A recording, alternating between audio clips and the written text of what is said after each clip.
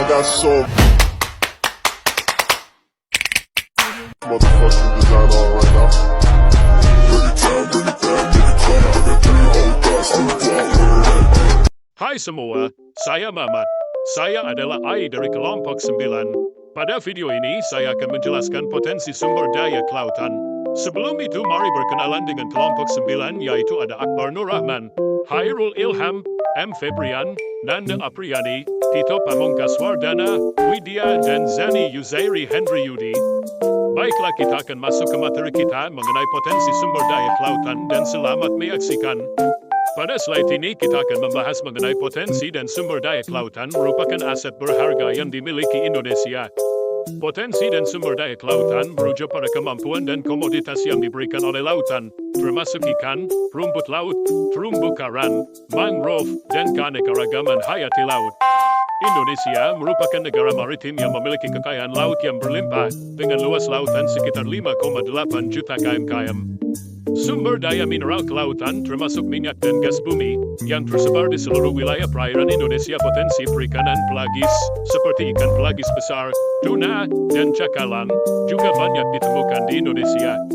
Potensi subsektor kelautan yang masih bisa dioptimalkan adalah industri maritim, bioteknologi, jasa kelautan, produksi garam, dan turunannya.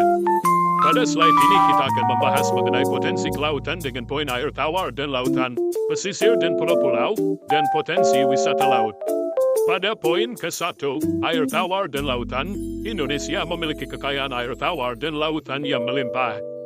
Dengan luas lautan sekitar 5,8 juta km², yang memungkinkan potensi sumber daya laut yang luas.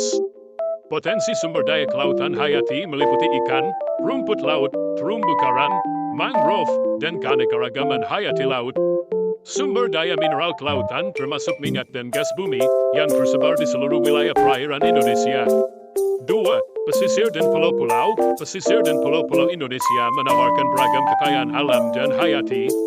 Indonesia memiliki pesisir panjang yang sangat luas, yang menyebabkan banyak potensi untuk industri maritim, bioteknologi, jasa kelautan, produksi garam, dan turunannya. Potensi wisata bahari Indonesia sangat kaya, dengan 2 pulau yang terkenal sebagai destinasi wisata bahari, yaitu Java dan Bali.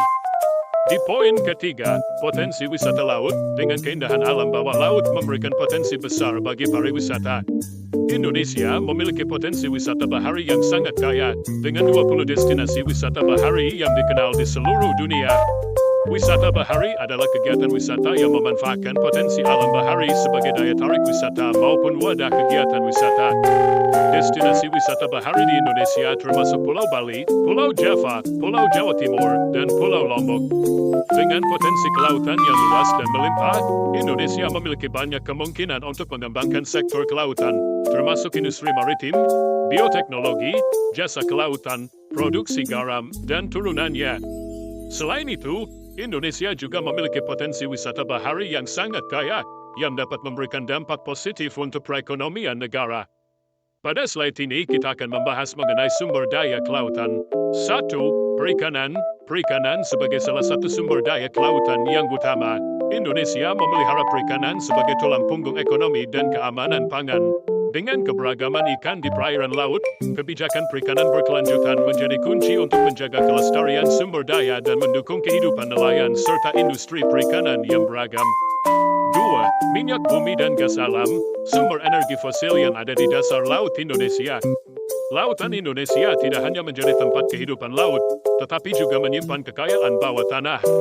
Cadangan minyak bumi dan gas alam di dasar laut memberikan kontribusi signifikan terhadap sektor energi nasional, membangun ketahanan energi dan membuka peluang investasi di sektor migas.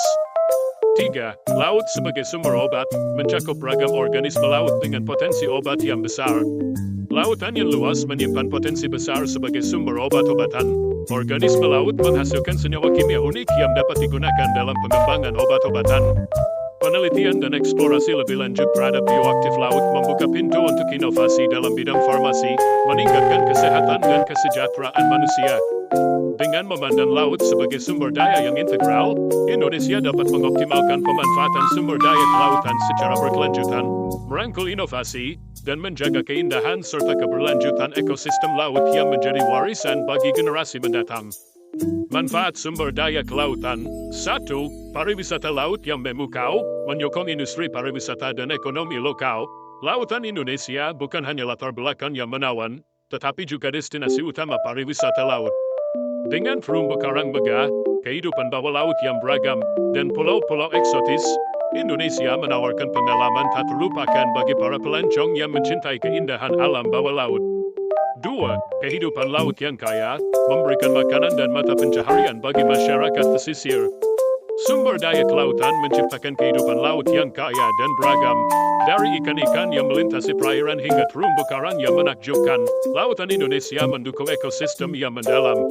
Keberagaman ini tidak hanya vital bagi kehidupan laut, tetapi juga memberikan manfaat ekonomi dan sosial bagi masyarakat.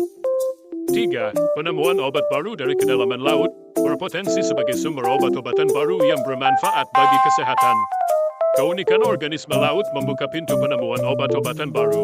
Melalui penelitian ilmiah yang intensif, senyawa-senyawa unik dari laut dapat digunakan dalam pengembangan obat-obatan yang inovatif.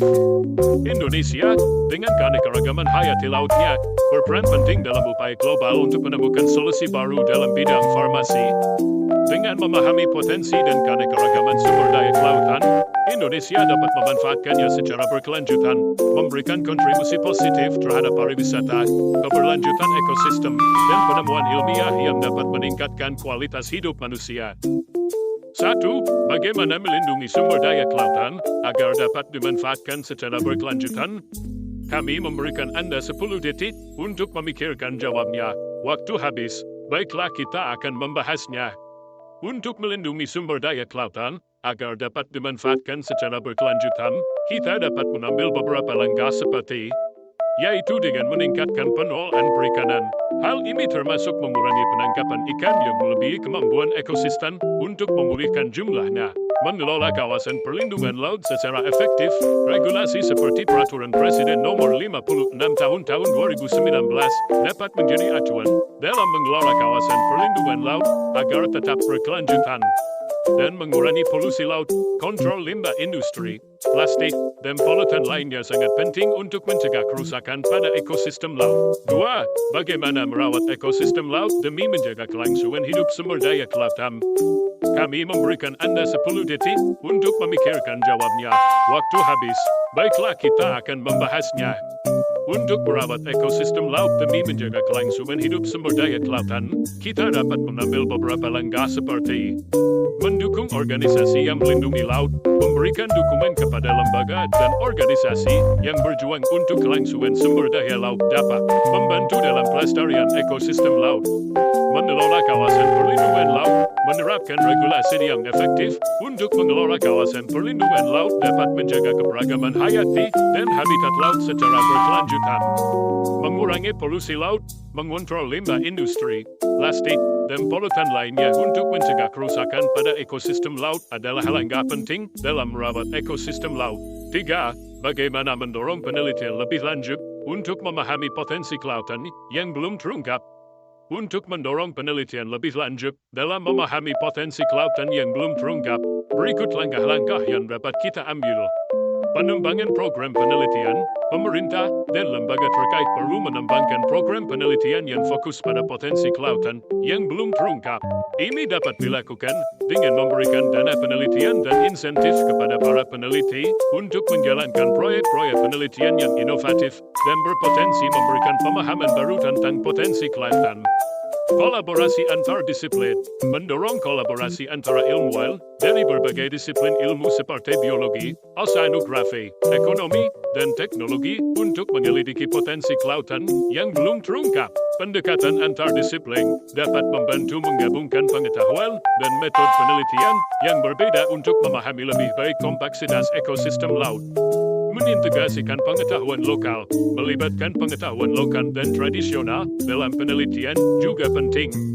Pengetahuan dari masyarakat pesisir dan nelayan yang telah berinteraksi dengan lingkungan laut selama bertahun-tahun dapat memberikan wawasan yang berharga tentang potensi kelautan yang belum terungkap.